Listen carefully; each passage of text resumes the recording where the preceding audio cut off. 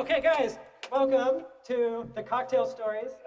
I'm Phil. I'm your oboist and composer for the evening, and this is Sarah on flute and piccolo. Lori Black on the marimba.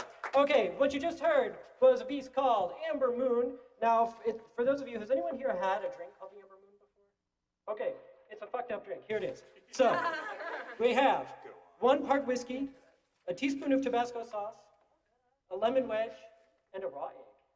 Yeah, it's called a pick-me-up. They use it to cure hangovers. So if any of you came in hungover, we can now start from scratch. That's kind of the idea. Cleanse your palate a little bit.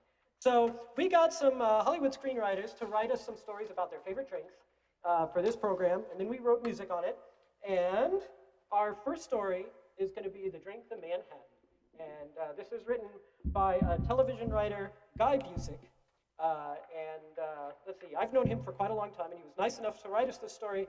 He is from Nebraska, and it follows a young lad as he tries his very first Manhattan.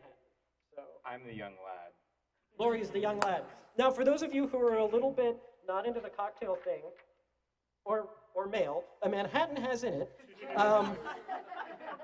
2 parts rye whiskey, 1 part vermouth, a dash of Angostura bitters, and 1 sherry. I changed hats for this one.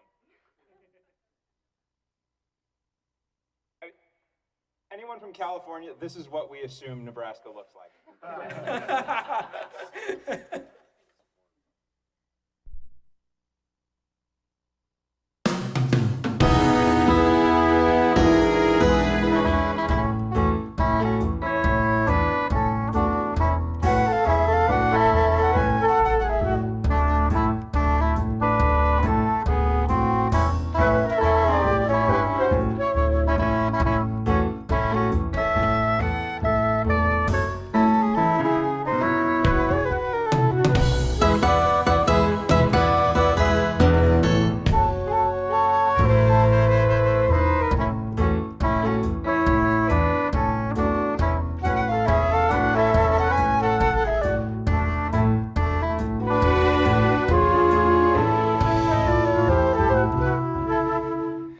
Closest I ever been to Manhattan is watching the movie by that name starring the fella that married his daughter.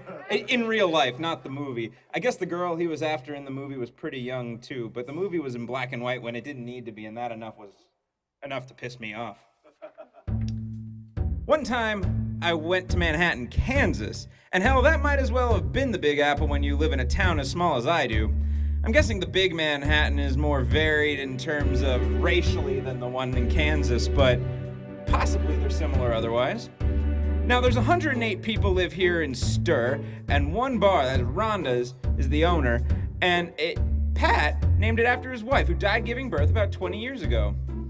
Now, the baby grew up to be a big dickhead and a car thief, and he's doing time up in Polk County. Not really worth the loss of a good woman in the scheme of things, but maybe he'll surprise us one day. Anyway, I got a story about a drink called the Manhattan, and it don't really involve Big Andy. That's the felon I just mentioned. So I'll continue. Now, I'm not a good-looking man, but I done all right in the friends department, and I even get the occasional lady friend finds me charming enough to come back to my little abode up on 3rd. That's 3rd Avenue, not 3rd Street. It gets confusing here in a small town. We go back and do the dance with no pants. That's what my buddy Rick calls humping. Makes me laugh anyway. So I'm at Rhonda's most every night, and I'm what you'd call well-liked there. Pat and his bartender Lindsay, who I'd love to dance with minus pants. They put a shot of J&B in front of me about 10 seconds after I walk in the place, which makes a guy feel like a damn king. I never do anything to screw up my standing at Rhonda's. I'm happy there and comfortable. And people don't make fun of me. Too much. Even when I do something stupid like get my thumb cut off. I'll explain.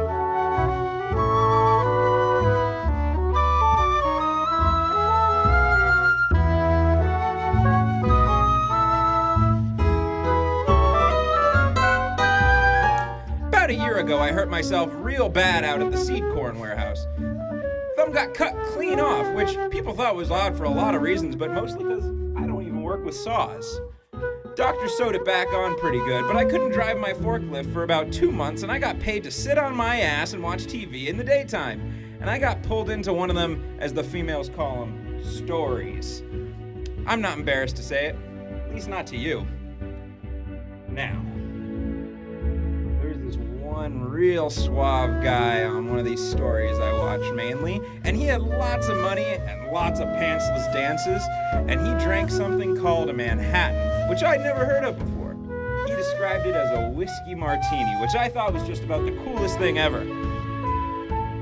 Now, I looked it up on the internet and I found out what goes in it, and I had to drive 30 miles out to a liquor store in Beatrice just to get sweet vermouth and something called Angostura bitters in a martini shaker. And I had to get new ice trays because my old ones got chewed up by my dog Cheeto. I still have no idea how he got into the freezer like that. So I made myself a rye Manhattan by shaking up the rye and the bitters and a tiny bit of vermouth all up in a shaker. And pouring it into a glass with a cherry in it, and my God! It was as if I tasted the lady parts of an angel.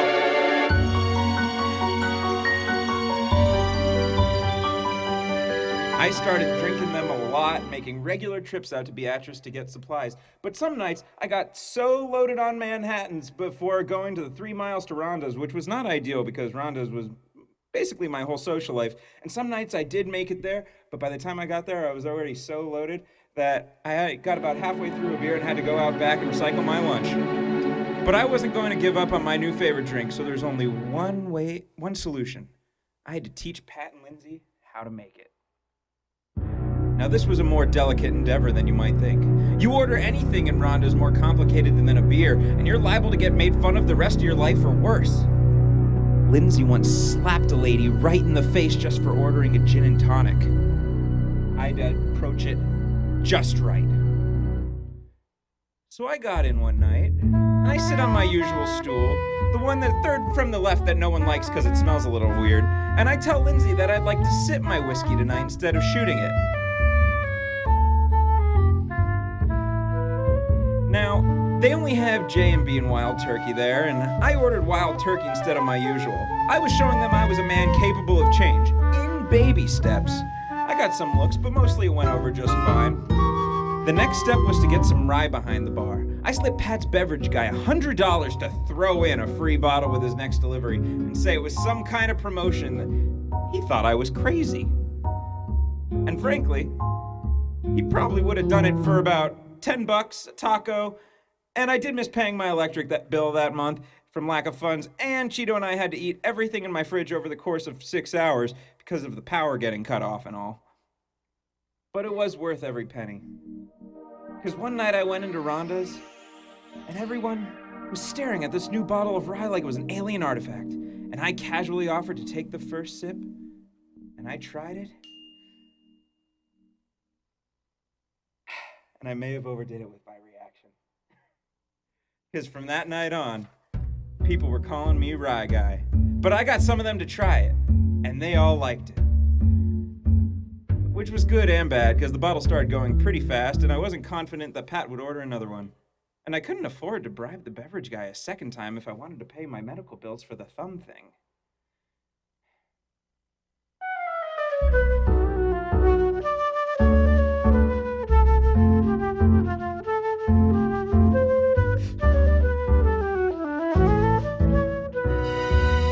So one night I went for broke.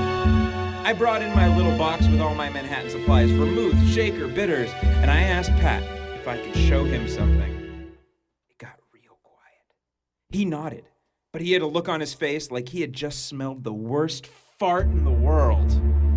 I was so nervous I was shaking, and I started humming just to break the tension, but it got weird because before I knew it, I was full on singing a song, and it happened to be Material Girl.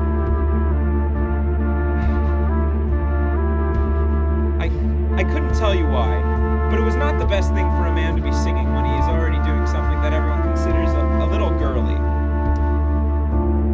Now,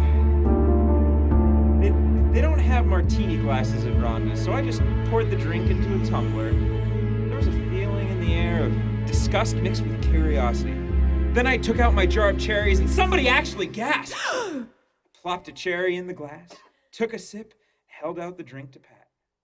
I think he was afraid that if he even touched the glass, his manhood would fall off and slide down his pant leg. But I gave him a nod.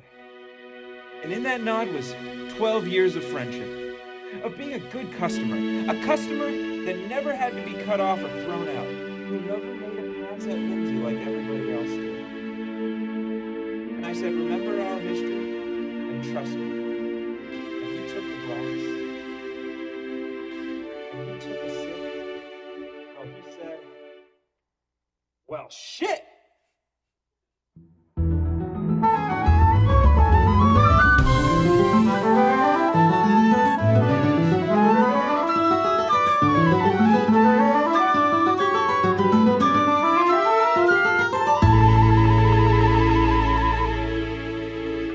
That night turned into the best night of my life. I made Manhattans for everybody in the place, and when we ran out of rye, my buddy Rick drove me home to get more. That night I was somebody. I had made an impact.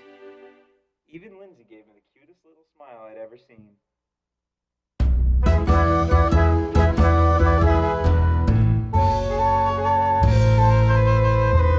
Rhonda's is a little different now, but not much. It's not like everyone's drinking Cosmos, but people are a little less afraid of ordering a gin and tonic than they used to be. And that's because of me. I proved that if you're a good man who treats people with respect, then those people will accept you even if you decide to do something a little different.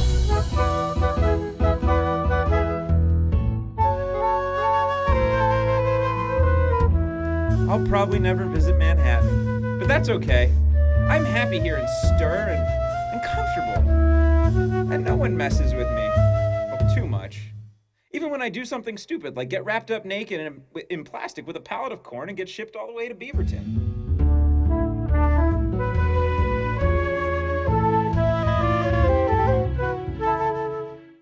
That's a whole nother story.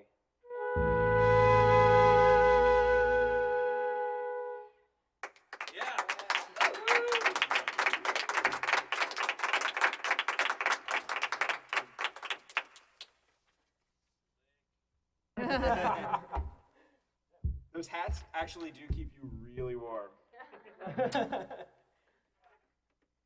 Okay, so our next one is gin and tonic, which I don't think I need to talk about the ingredients in it.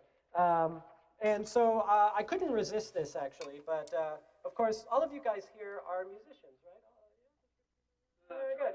So maybe... It's the beginning of a joke right there. Yeah, I know. Be careful what you're in for. So I couldn't resist having us be the gin and you guys be the tonic. So what do you think the key of gin and tonic is? Just guess.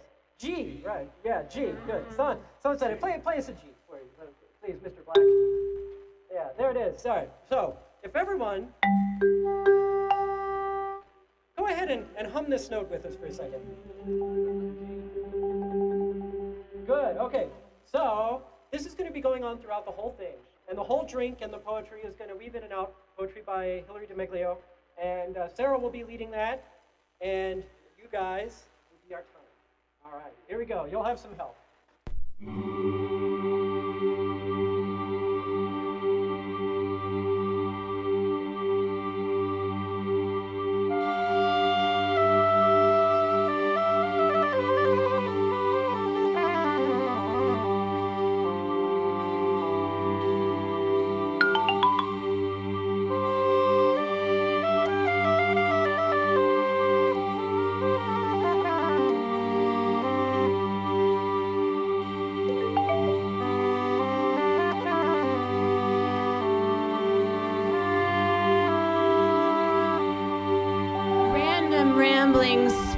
of the man sitting in the darkest corner of the bar.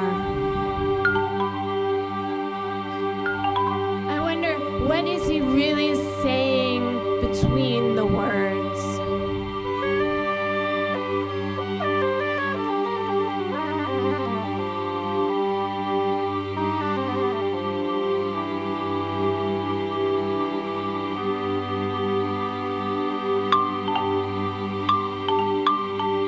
Slow mutterings lulling me into the darkness with him.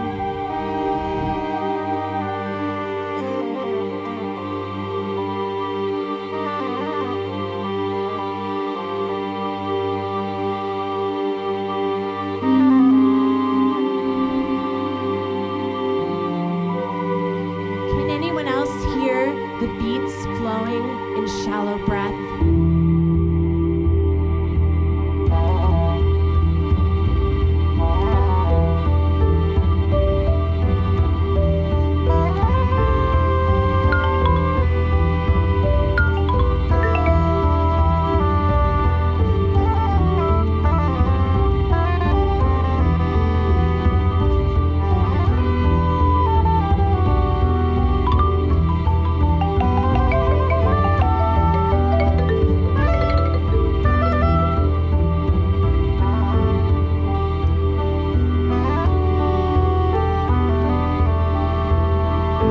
I sit here swirling my thoughts into the bottom of a gin and tonic.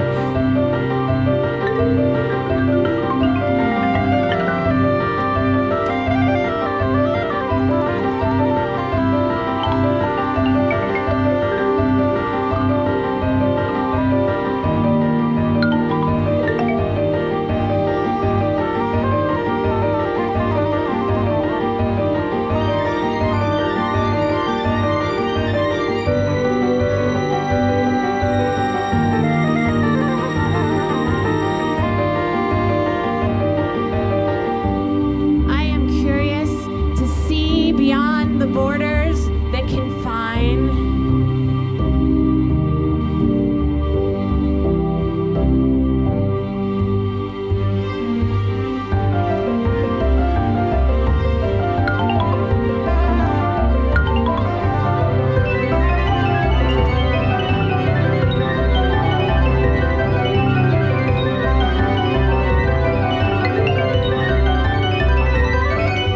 This place is crowded for a Tuesday.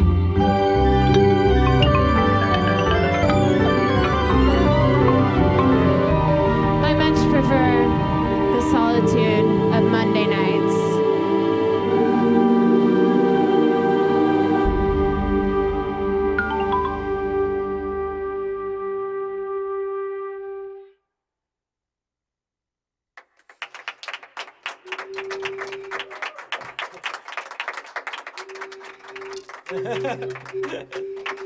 That's pretty close. You may have to drink more. Yeah. Okay, so we're going to move on to a really fun one. This is called Irish coffee. Of course, black coffee, Irish whiskey. Some add a teaspoon of sugar if they're pansies, and then you have the heavy cream on the top. So, again, I'll mention this just because there's so many musicians here. But this one, this comes based on a scene from a play by Curtis Billings called The Drunk, which involves a conversation in it, as well as traditional toasts from both Colombia and Ireland. And it turns out to be a three-voice feud of coffee with an interchangeable subject of the Irish whiskey. So they get to swap out at any point. So for those of you, since we have so many composers here, I figured I'd mention that. It doesn't go over as well at the bars, but you know, but since you guys are here, I'll go ahead and mention it for you. You can have fun with it. So, oh, I should test my oboe. Still works. Okay. Here's to being single. Here's to drinking doubles. Here's to saying triple.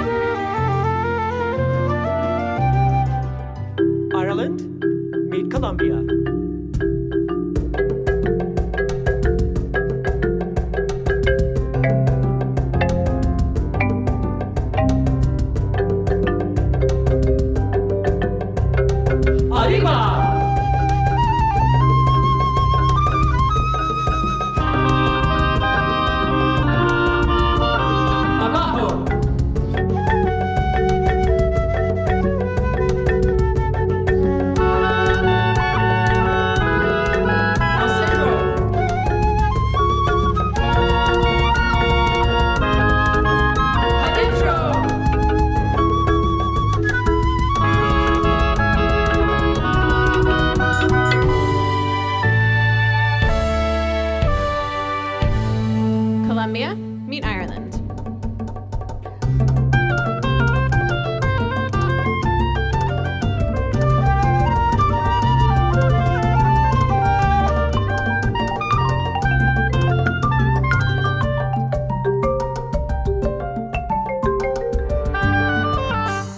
I'm sure you'll have plenty to talk about.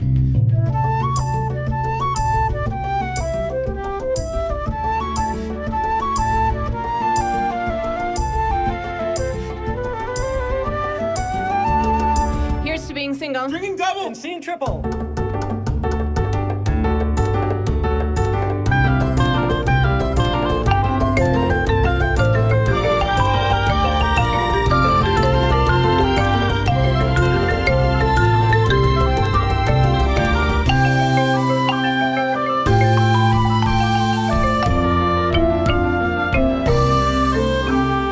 I'll have what that man on the floor is having.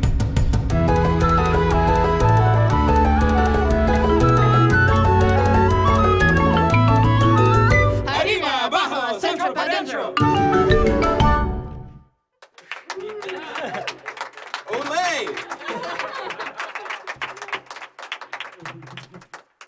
It just occurred to me that in Mexico they say olé, and then in Ireland you hear olé, olé, olé, olé. Drinking Irish coffee. Well, I thought it was an interesting connection. Okay, so how many, do you guys travel a lot? Anybody? I'm sorry, I didn't get all of your feedback. Is there?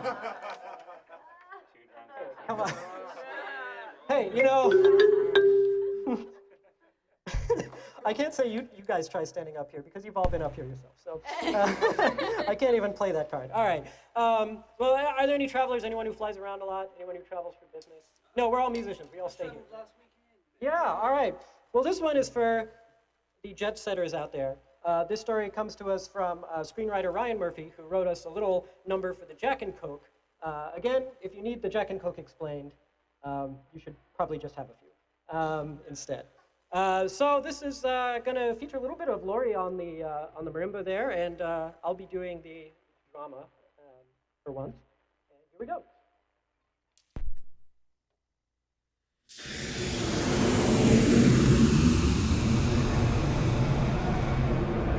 The Transportation Security Administration has limited the size and quantity of items that may be carried through the security checkpoint.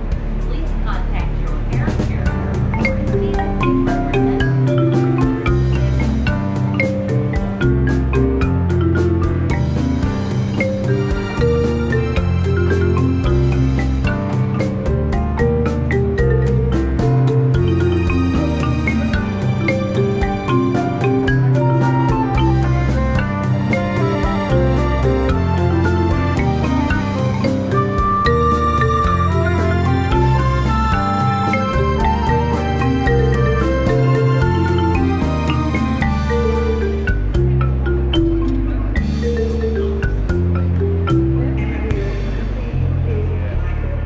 Jack and Coke, please.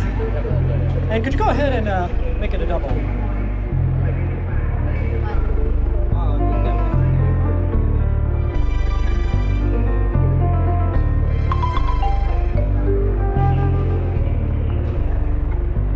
There's a mystery science to a good Jack and Coke.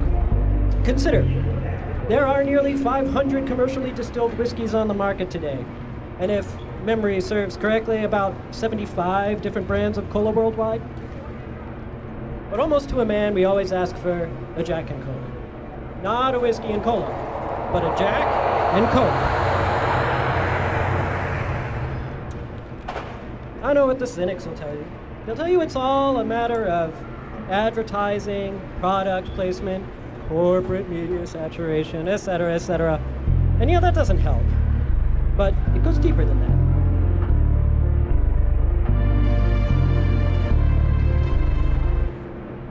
Well, for instance, remember when they tried to can a Jack and Coke? It was a miserable failure. That was the definition of corporate hubris. Those suits thought that they had the answer. But no. They were just gatekeepers to a power that was beyond their understanding.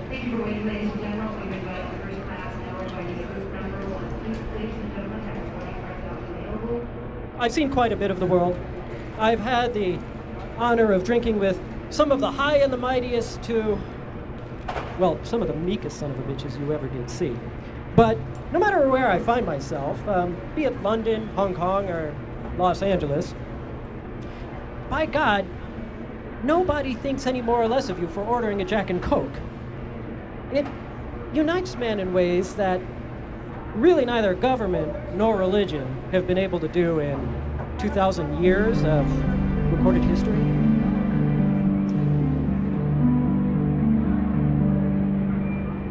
There are 3 people that every man should love unconditionally. His mother, John Wayne, and Jack Daniels. In my experience, any man who scores 2 out of 3, walk away. Chances are they're not to be trusted. This is purely anecdotal, I know, but it's wisdom that has served me well. It goes back to when I first went to work for the company.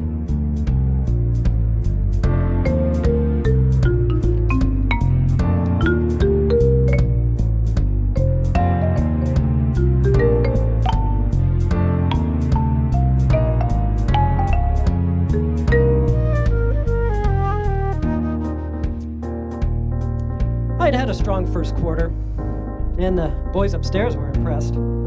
I ended up getting an invitation to attend a weekend retreat with some of the executives.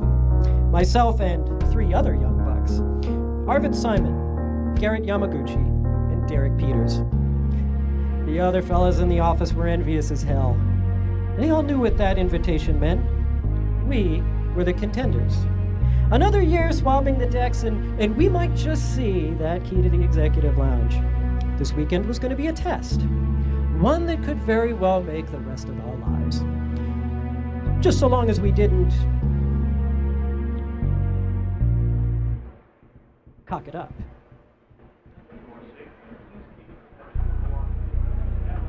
And so, Yamaguchi, Peters, Simon, and I, we were each given a task. I was to procure a selection of beers, the finest brews from all across the world. Arvid was to secure Kobe steaks, Maine lobster, and salmon from Nova Scotia. Garrett was on, I don't remember, cigars, probably. Whatever the case, Derek Peters had the easiest task. Jack and Coke. He just had to bring enough to satisfy 11 of the world's most accomplished drunks, the Peter O'Tooles of plastics, for 48 hours.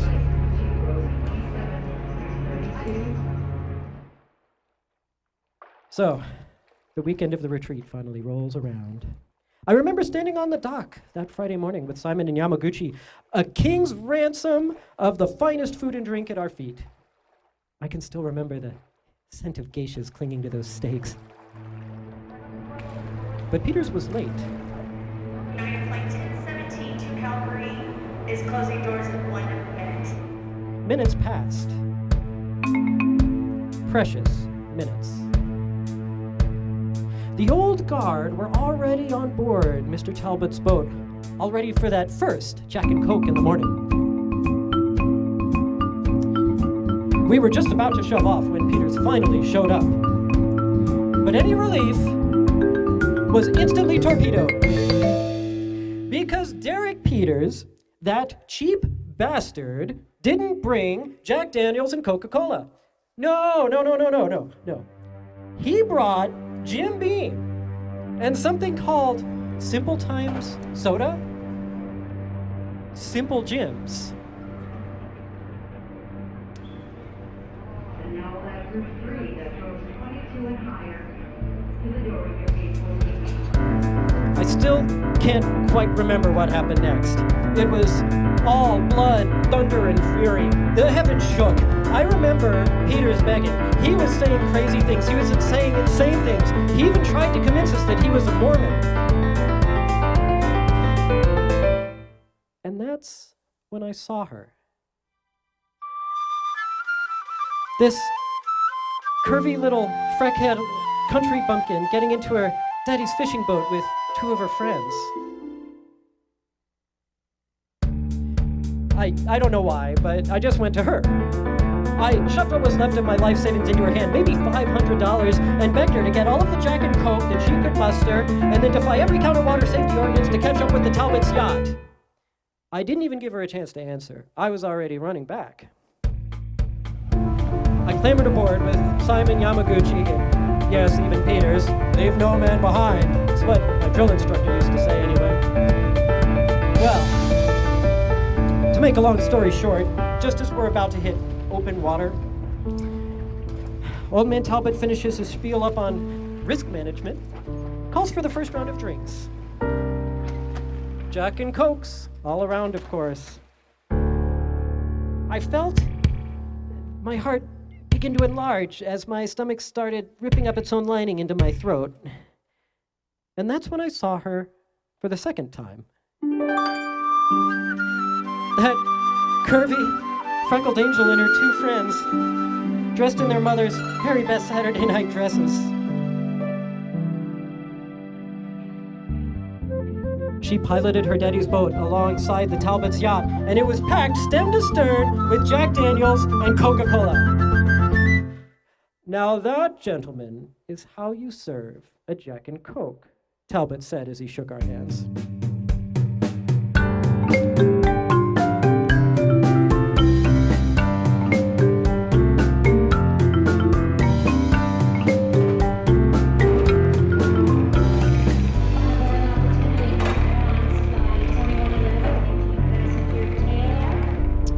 And so, almost 30 years later, I'm still with the company, and I'm still with that curvy little freckled redhead. And to this day, everyone in the office still calls Derek Peters Simple Jim.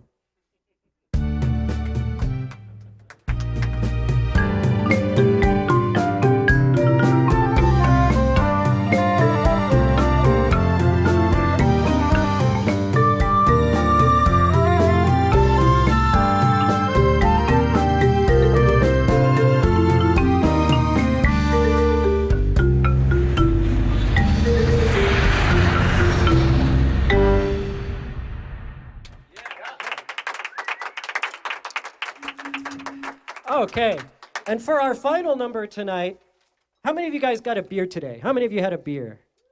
Yeah, all right. We haven't written the wine movements yet, although we do have a writer who's written us wine poems, and I just haven't had time to set them to music yet. So stay tuned for those. But this is a very, very fun song. We figured if we were going to do beer, we had to have a beer song. And so what you guys get to help us out a little bit, because we're going to teach you the refrain that you can sing with us. We'll sing along with you. We're not going to leave you hanging. And you can sing the refrain with us. We'll take care of the verses since you don't know the song yet. You know, that makes sense. You know, we want to look out for you. But if you guys can help us out on the refrain, that would be great. So, yeah, we have the words here. And we'll take you through them one by one. Don't worry. So, Mr. Black, would you give us a D for us, please?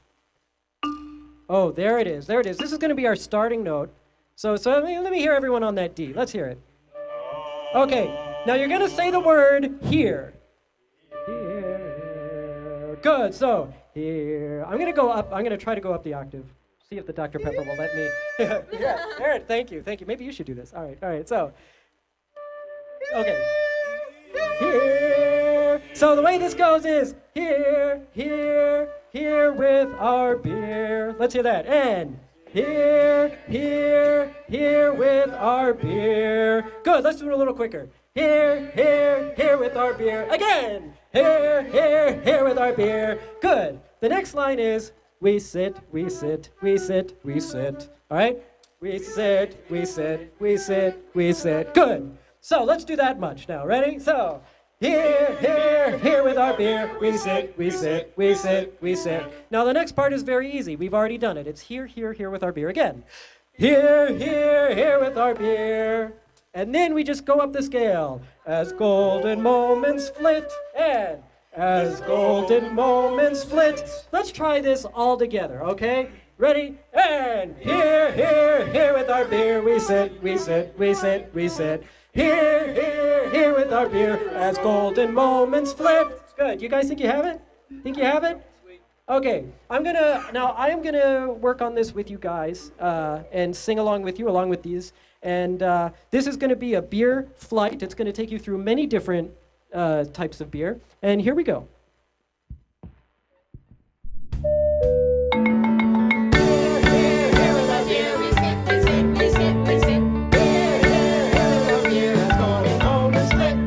Alas, they pass unheeded by, and as they fly, I being dry, sit idly by, sipping here my exquisite light of beer.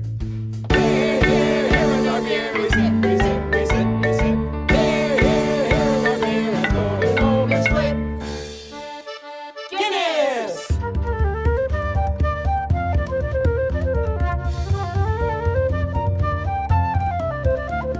Some Guinness was spilt on the barroom floor as the pub was shut for the night, when out of his hole crept a wee brown mouse who stood in the pale moonlight.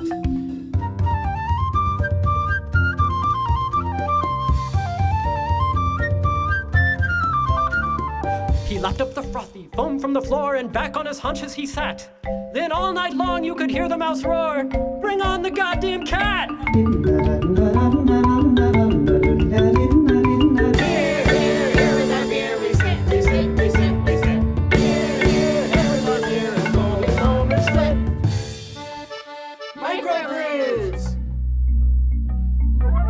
With mingled cream and amber, I will drain the glass again. Such hilarious visions clamor through the chamber of my brain. Quaintest thoughts and queerest fancies come to life and fade away. What care I how time advances? I'm drinking ale today.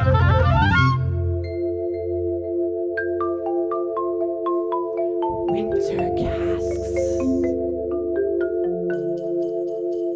Cask Ale is a wonderful thing. Not lagers, for they never bring the depth of the flavor that beer drinkers savor. Choose cask, pull a pump, not a ring. IPAs! I can't wait till next hop crop is due. So another new pale ale they'll stew that will match or exceed all the bitters I need that this hophead demands in her brew.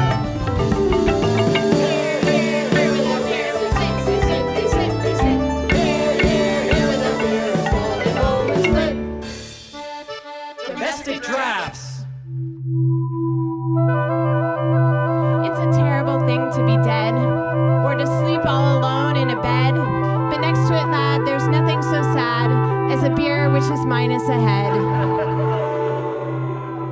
Oh, pity the innkeeper's plight, whose customers night after night only order craft brews and bran on his shoes, for his dark is much worse than his light.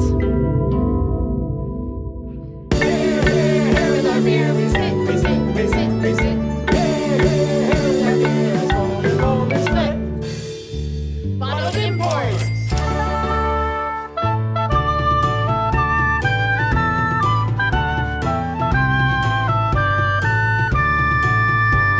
All hail to ye old English ale, ye porter, ye bitter, and ye pale, with flavors that linger like old bishop's finger. They're not for the weak or the frail. The merry old monks in McCullough found life was becoming much duller. They brewed a Scotch ale in a massive big pail, and they found that their lives are much fuller. A bohemian brewer's advisor cracked pilsners fit for a Kaiser, but the Anheuser-Busch gave their lawyers a push, now their check mark the older Budweiser. A young man named Amistad Lager favored copious foam on his lager. To the barmaid he said, "Give me plenty of head," but she kicked him out of his shredder. And then, one day, a man of good cheer asked Descartes if he'd like a beer. What the man got was, "I think not," and he watched Descartes disappear. And down in the lovely muck I've lain, happy till I woke again. Then I saw the morning sky. The tale was all a lie. The world, it was the old world yet. I was I, my things were wet. And nothing now remained to do but begin the game anew.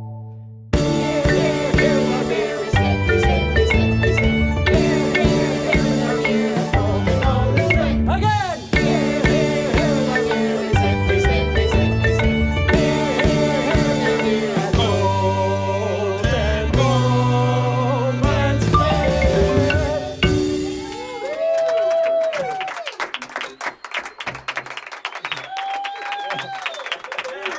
Guys, thank you for joining us. Thank you for joining us. You guys are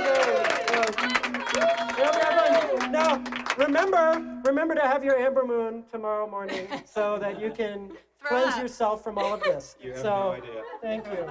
Guys, it's great to see all of you here. Thank you for joining us. And thank you to Kyle and Teresa in the back for organizing this, recording us, doing all the lighting, all the visuals, having us here. See you venue. LTS Productions, all the good stuff, yeah. Woo.